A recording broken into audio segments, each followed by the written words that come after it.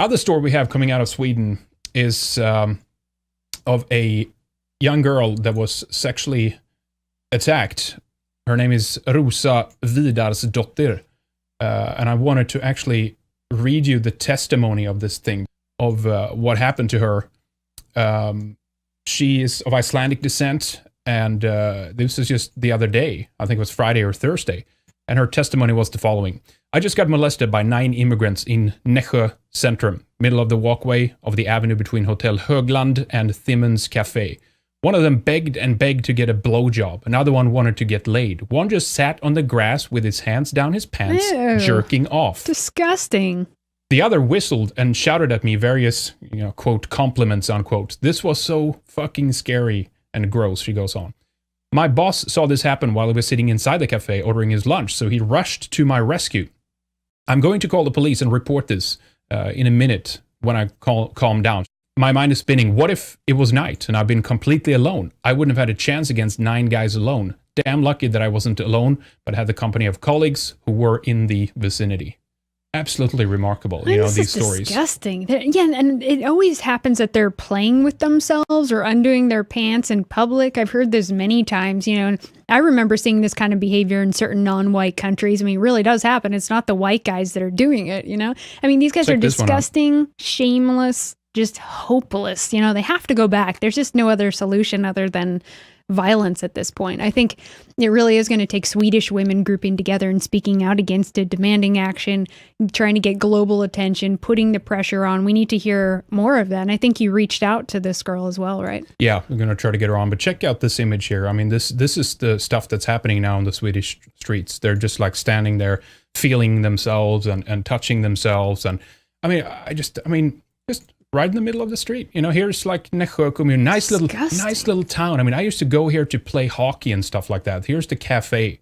And, right here in this little walkway, there's someone sitting here on the grass and literally jerking off. I'm sorry for the bad language, folks, but this is just the reality of it. Yeah. While she's walking down here. And as she says, what if this was nighttime?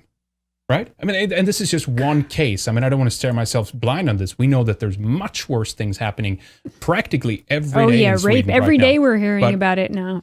Just to try to get closer to the experiences that some of these girls have and the fact that the media is neglecting and doesn't even touch on it. In fact, the next post she had, obviously, on her Facebook is basically, "You're so disgusting, you racist creep," they write to her.